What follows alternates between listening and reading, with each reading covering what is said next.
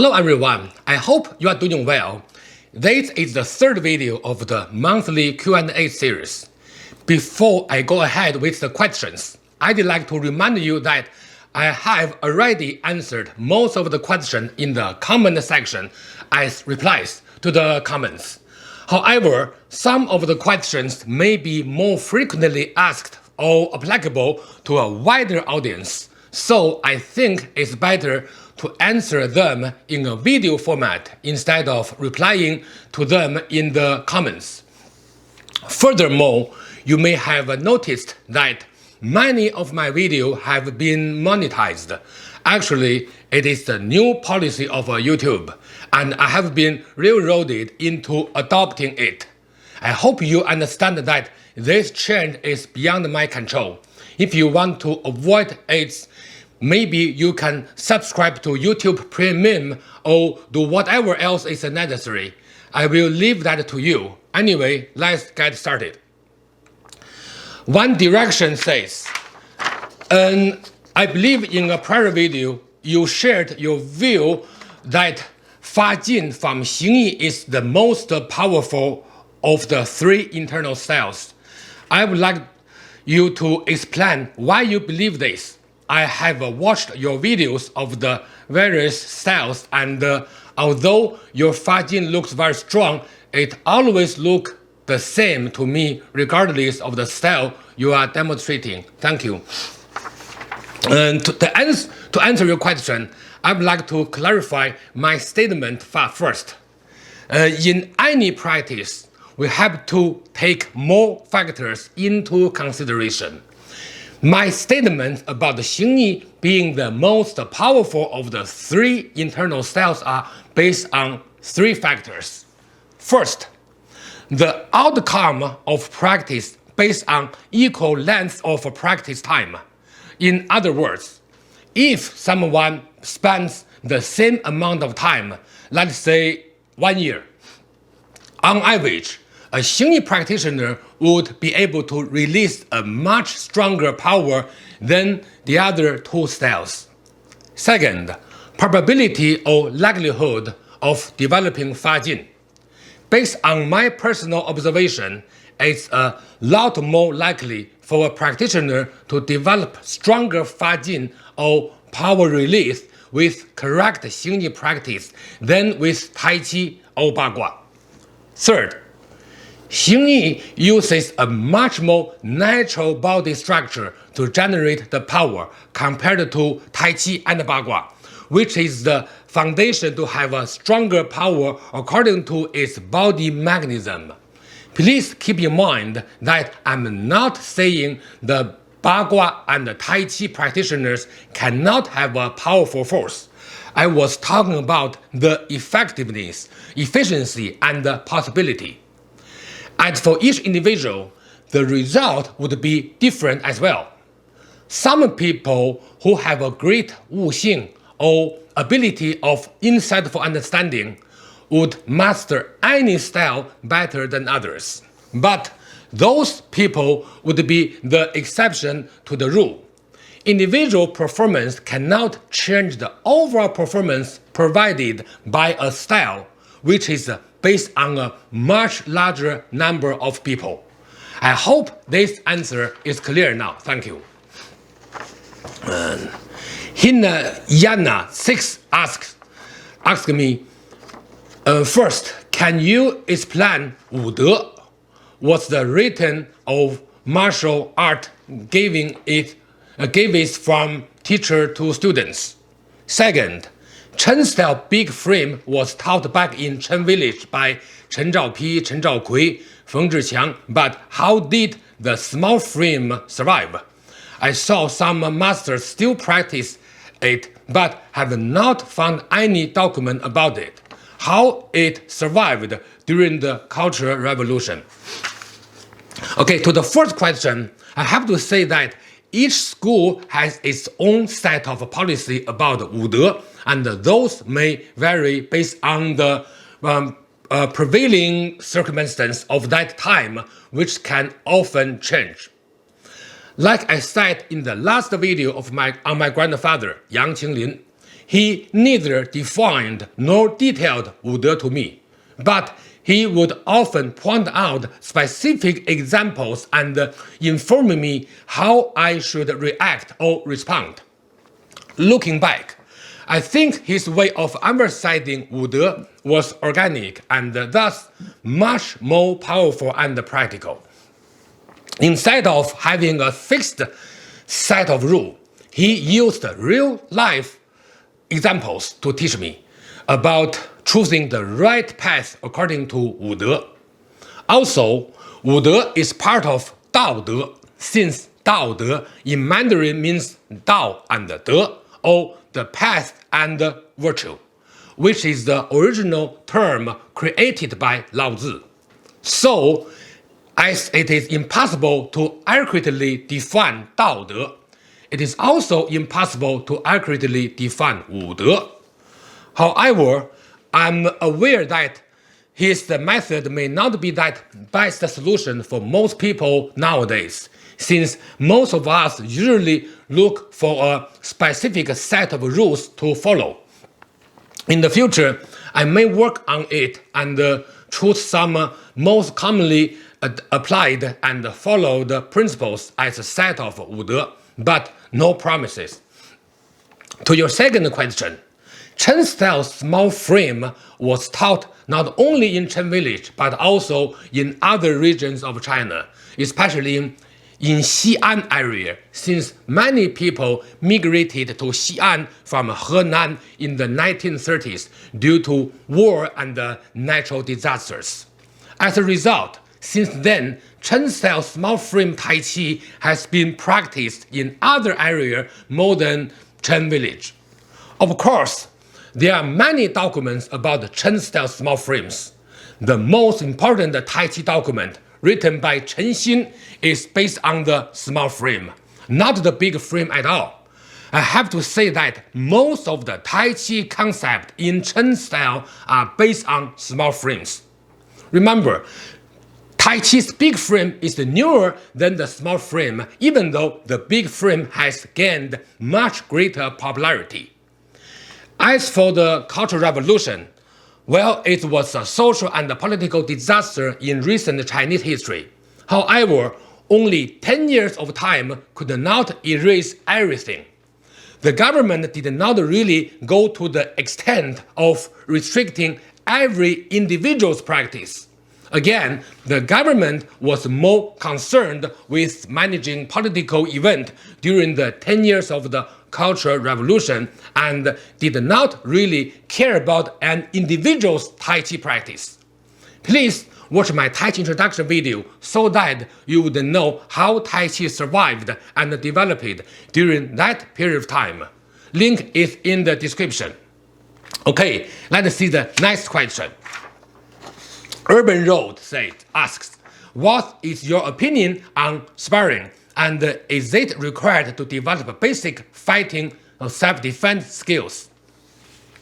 Thank you, Urban Road. In my opinion, sparring is an effective way to practice self-defense skills. Also, it is an essential step for anyone who wants to practice martial art no matter what style. However, the key question here is how to practice sparring. I believe that the correct traditional method is that practitioners should practice the application of each movement offered by a style and repeat the same practice each day. Traditionally, this kind of practice can be gained through three methods. One is the teacher will help the students by physically practicing applications together.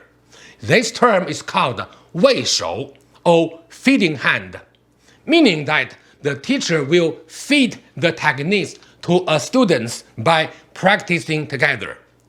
It may only last for a few seconds each time, but students would be able to understand how to apply a movement or a form with it. The second method is called 练手 or practice hand, meaning that two persons, normally two students, would practice together movement by movement in terms of practicing the application of a specific movement of a routine. The objective is to have a partner to repeat the same technique again and again so that the movement will become the second nature of the practitioners so that it can be used when it is necessary. This was very easy to do before because practitioners were always practicing with others in a group. But if you practice alone, then it would become a bit challenging. The most advanced method is called 试手 or texting hand. A practitioner starts to freely apply techniques on their training partners with the intention of imitating real-life self-defense situations. So, traditionally, sparring should include 3 steps. To beginner, I would recommend avoiding random sparring sections without any practical objective and instead focusing on specific techniques.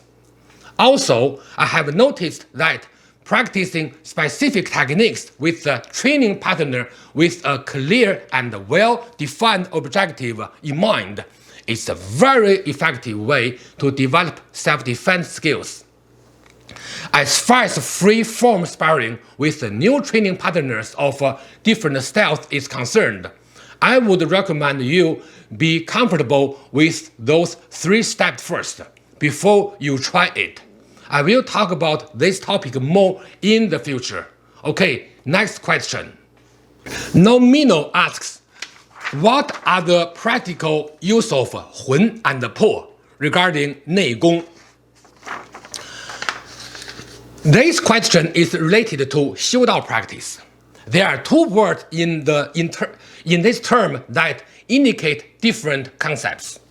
The first word is 魂 and the second word is 魄. Basically, 修道 practice at a deeper level involves the practice of 魂 and 魄. 魂 and 魄 can also be considered yin and yang energies. Please be careful here. The word energy used in 修道 is totally different from the same terms in martial art practice. In 修道, 魂 and 魄 are related to the spirit. So the yin energy in the body is 魄 and the yang energy in the body is the 魂. When 魂 is stronger than 魄, you fall sick. In other words, 魂 is the mind and 魄 is the spirit. Or 魄 is the post-modal energy and 魂 is more about the primordial energy. Energy would be solidified and refined when 魂 and 魄 both come down. In other words, when a person dies, 魄 will leave the body first, while 魂 would eventually return to the universe. One of the objectives of 修道 practice is to harmonize the 魂 and 魄 so that the body will be unified as one. This is the basic concept of 魂 and 魄. Sure, it is quite abstract.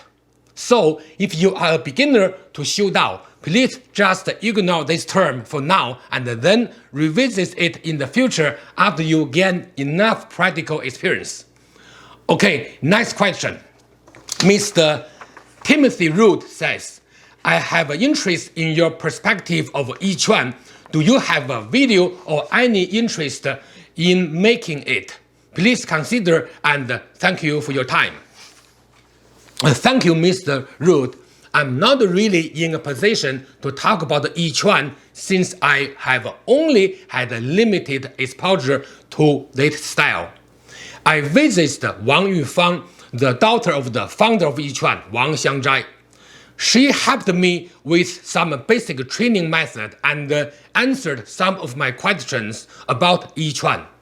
Since Yi Chuan was developed from Xingyi, and I already practiced Xingyi, I did not think it necessary to study a new but largely similar style. This was why I did not make enough effort to practice this style.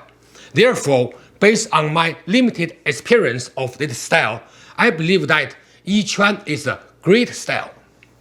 The body structure practice of the style is great too. While I watch a Yiquan demonstration, I do not perceive it as Yiquan. Rather, I see it as the variation of Xingyi. Especially when I see a demonstration of a higher level Yiquan practitioner. I appreciate the freestyle way of practicing soft and neutralizing power. By the way, some martial experts, such as Li Zijian, have openly criticized the Yiquan practice for decades by saying that this style lacks a structured training approach as Xingyi. Every time when I talked about this topic with him, he always repeated the same conclusion with more claims. Personally, I only focus on the positive aspect of this style without thinking about other issues. So, to summarize my answer, Yiquan is a great style and worth your time. If you ask me, should I practice Yiquan to make my Xingyi practice better? My answer would be no, it's not necessary. Okay, next question.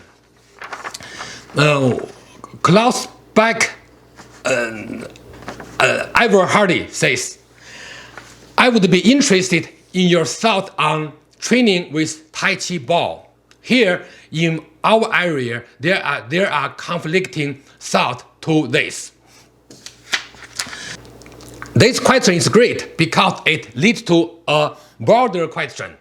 Does a Tai Chi practitioner need to practice Tai Chi with equipment? My question to it is yes. Many people consider it a taboo to talk about muscle training in the internal style for martial arts. Many people believe that it is harmful for an internal stylist to use some equipment in order to strengthen the body. I totally disagree. In my limited martial art knowledge and training experience, I have never met anyone who can have a great Tai Chi skill but without a necessary physical strength.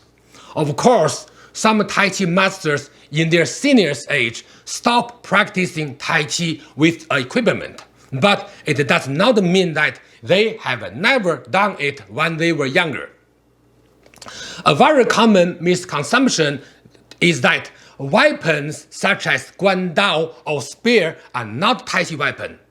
A common reason for this is that they neither know how to practice it themselves, nor have they seen anyone practice with those weapons. Likewise, it's another misconception that Tai Chi practitioners do not use heavy equipment like Tai Chi ball. To the best of my knowledge, all of the great Tai Chi masters had a certain level of physical strength, and almost all of them practiced with weapons or equipment including spear, staff, and Tai Chi ball. The only reason they practiced their Tai Chi using this type of equipment away from the public eye was that they wanted to keep their hard training secret and make their Tai Chi skill look like magic. Therefore, it is not surprising that many people falsely believe Tai Chi practitioners do not practice any heavy equipment and only possess magical powers after Tai Chi practice.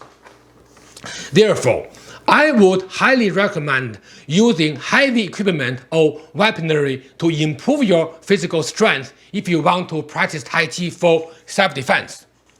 Of course, you have to follow the Tai Chi principles while practicing with equipment. The objective is to make your body physically stronger while keeping the power flexible, which is called Tai Chi power. So, Tai Chi ball is a great equipment for Tai Chi practice since it can train not only your physical strength, but practitioners can also improve their circular power by using it. By the way, if you practice bodybuilding exercise with the intention of developing functional strength, that's totally fine. but I would recommend avoiding exercise that focus only on body aesthetics. Hope that answers your question. Let's go to the next question. Next question is from Mr. Athanasios Patsis. Asked a very interesting question. He asked, Happy New Year, Master Yang, appreciating a lot your videos. Since you stated the lecture videos, I'm curious about the two texts behind you on the wall. Can you give a general idea of what they talk about? Thank you. Well, this question is not related to martial art, but I'm more than happy to answer it, as there are many others who have asked me this as well. This is a copy of one of the most famous Chinese calligraphy works ever. The name of the work is called Jiu Cheng Gong, or Jiu Cheng Palace Record. In ancient times, Chinese people carved characters on stone tablet in order to preserve the writing for a long time. And with time, many of those huge stone tablets became great historical calligraphy works. The original work is about 1,400 years old, created during the Tang Dynasty. Wei Zheng, the prime minister during the Tang Dynasty, wrote a poem talking about a new founded water fountain and the great contribution of the emperor. Then, the best calligraphy artist of that period, called Ou Yangxun, wrote the original calligraphy, and later on it was carved onto a huge stone. Ou Yangxun is still considered one of the best Chinese calligraphers ever. He created his own style of writing called Ou style. This is the photo of the stone. About 20 years ago, I received copies of some famous calligraphy works directly copied from some stones. The copying process involves first spreading ink on the surface of the stone and then placing a sheet of paper on the stone. The ink will be absorbed by the paper, and the area left inkless will be the text. This is the traditional method of copying a work. Then those great stones have been protected by museums, and it is impossible to get the original copy anymore. Furthermore, I have a few copies of different great works, and this is one of them. I could not hang a huge frame here, so I cut the big paper into 3 pieces and hang 2 of those on the wall. So I'd like to show you another great work written around a similar period of time as shown on my wall. Okay, this is the one piece of a copy from the stone. Okay, from the stone. And this is another great work in the history. If people study calligraphy, they have to study this work. Okay.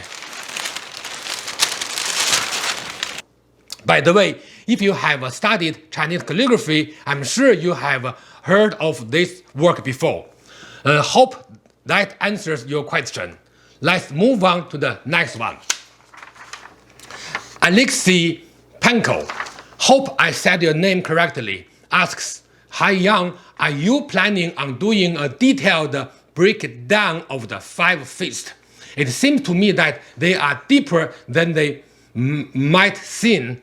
Different level of kata, high, medium, low, different hand shapes, fist palm, tiger's mouth, etc. We stepped in different directions, forward, backward, diagonal. Plus, as far as I understand, 5 efforts are efforts in different directions. Piece downward, bone straight, Zhuan upward, pow sideways to one side, oneself side kick, hung to the side from oneself. I'm doing it myself, and there's no understanding of this issue.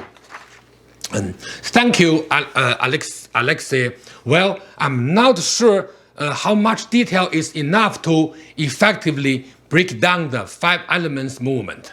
If I understand your question correctly, it would involve systematically teaching the movements, which is beyond the scope of this video series.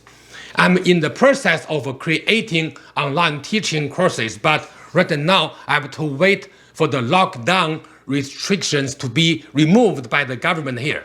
Basically, 5 elements are 5 kind of powers, which represent 5 sets of practice.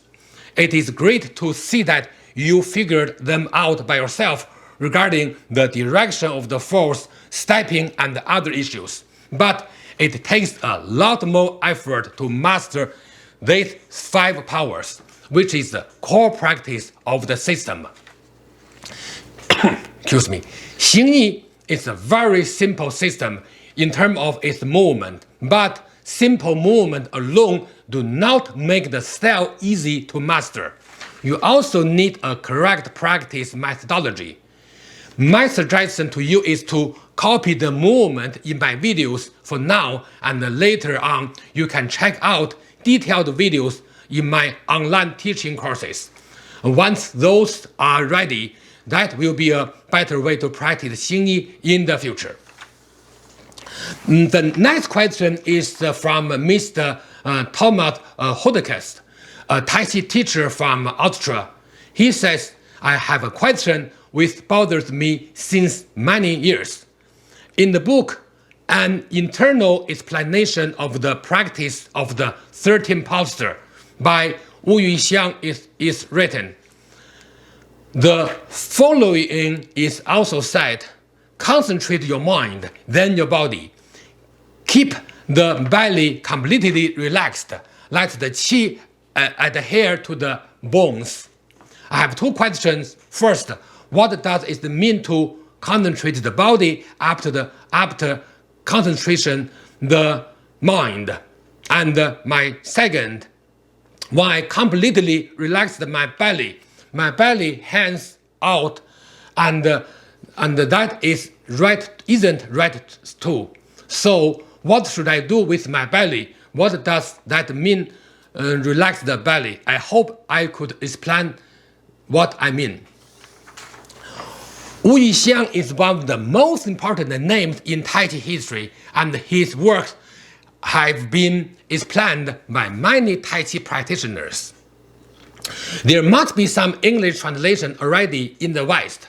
Unfortunately, I have only read Chinese documents about his theory because I do not have any English materials available.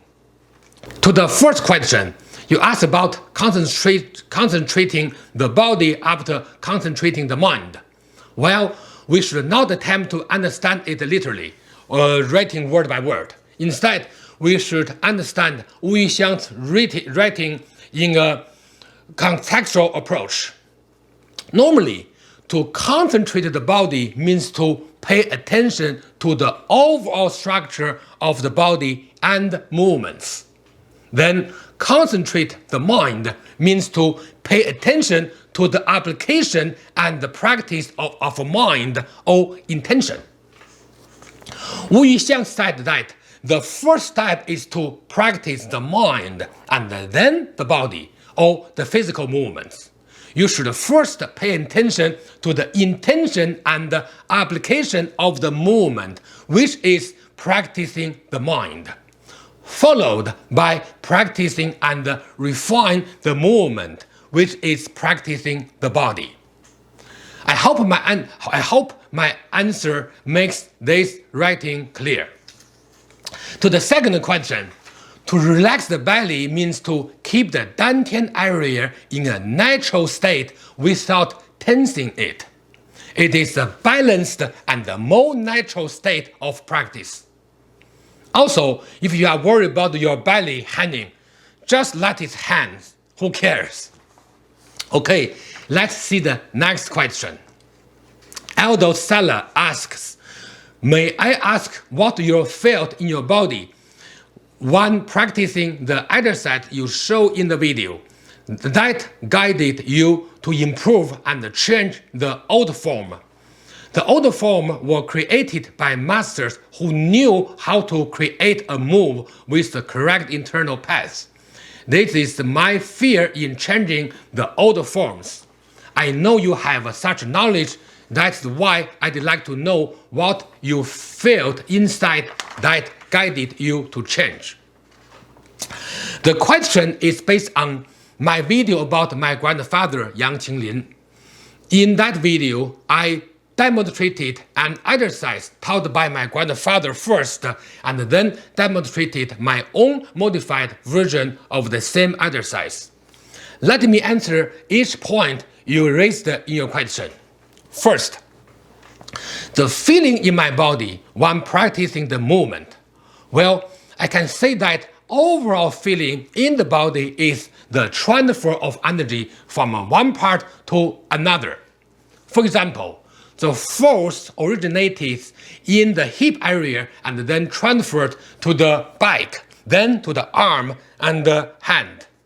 The path of a power transfer should be clear in practice. Second, what guides me to improve the practice? Well, the guiding principle is to follow the internal style practice and enhance the magnitude and flexibility of the power released. In this case, since we are talking about Xingyi, I followed the principle of the three types of Xingyi power: Ming, An, Hua, or obvious power, hidden power, and neutralizing power. The body is the machine to transfer these three types of power, and if you find a way to improve the effectiveness of the practice, then that is a good direction of improving the practice. Third, the old form you mentioned in your comments were created and taught by my grandfather and his teachers. By the way, the adjective old and new are highly subjective in the context of martial art forms. For example, if you think what I'm doing is new, then they will become old movement for generations after me. Please keep in mind that any new or old movement are just relative. Old movements are not always necessarily better than new ones. It depends on the quality of the practice. Furthermore, it is a major issue in the martial art community that many people prefer the so-called old form or old practice, a side effect of culture utopianism, which I have talked about in my Xinjia versus Laojia debate video. Link is in the description. If we perceive a practice as a technique, then any method and effort adding to the improvement of the practice will be considered as a way to improve the old method. We should focus on the end result and the performance, not the name or historical origins. However, to make things clear, I always explicitly mention what I learned from my teachers as well as the change I added to them. Okay, let's look at the next question. Okay, Charles Bell asks, you explain the three levels of the Shu Zhan, arms, legs, bodies, mind, with explanation on contraction, extension of the fist on the first two. Would there be a corresponding contraction, extension of the mind of Shen, or is the mind's role in all this only, as you state, to direct the effect of a body movement? A very profound question indeed. Yes, mind or Shen or spirit corresponds to contraction and extension as well. However, there are different correspondence at different levels. First, if you are in the early stage of a practice, actually your mind will follow your body movements. Second, after you master the movements, you should pay attention to the practice where the mind and the body coordinate with each other. At a higher level, after you have mastered both the movement as well as the coordination between mind and body, you will focus on your mind or spirit leading the movement instead of following it. Of course, you can practice differently as compared to what I mentioned just now, which can be explained in a much more detailed way in the future. But for now, it will be enough if you pay attention to these 3 points. Hope that answers your question. Okay, next question. Josani asks, I have a question for your next Q&A that I wonder if you can address. I'm wondering if you can discuss the Mingmen in terms of good body structure and in releasing power. In my Tai Chi practice, I often focus on the Dantian, but I have noticed recently that when I focus on the Mingmen, that I feel more stable and I'm able to release more power. I also see this in my friends that practice Xingyi. Thank you. Well, basically, the Mingmen area should be flat, if not extended outward. It is a key principle that many martial artists in the internal style community have neglected and continue to neglect. I'm very happy to know that you are paying attention to this topic. I always tell my students that the Dantian area is the place to generate the power, but the Mingmen area is the place to maintain the solid structure. Without a solid structure, the power generated by the Dantian area won't be strong. To know more about Dantian, please watch my video introducing the Dantian concept. Link is in the description. Hope that answers your question. Okay, final question for today. Regan Wascom asked a Tai Chi question via email, and I have their permission to use their name. Thank you very much for your excellent recent video on YouTube. They are very helpful to clarify many concepts that will enable us to improve our practice.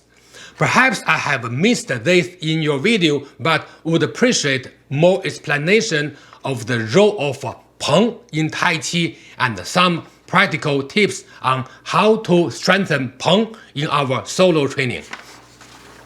Well, to answer this question, I'd like to point out that the basic energy in Tai Chi practice is the Peng force or word of energy.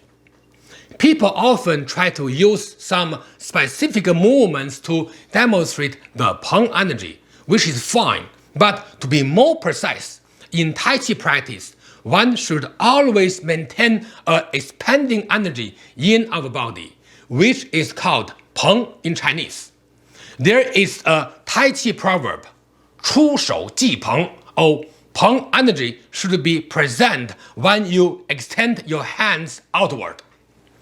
Regarding practical tips to strengthen Peng energy, since Peng is a basic Tai Chi energy which should always be maintained in practice, there is no need to find a specific physical movement to practice Peng energy. Instead, you can simply pay attention to the expanding feeling and the motion in your regular practice. That is the best solution. Hope that answers the question.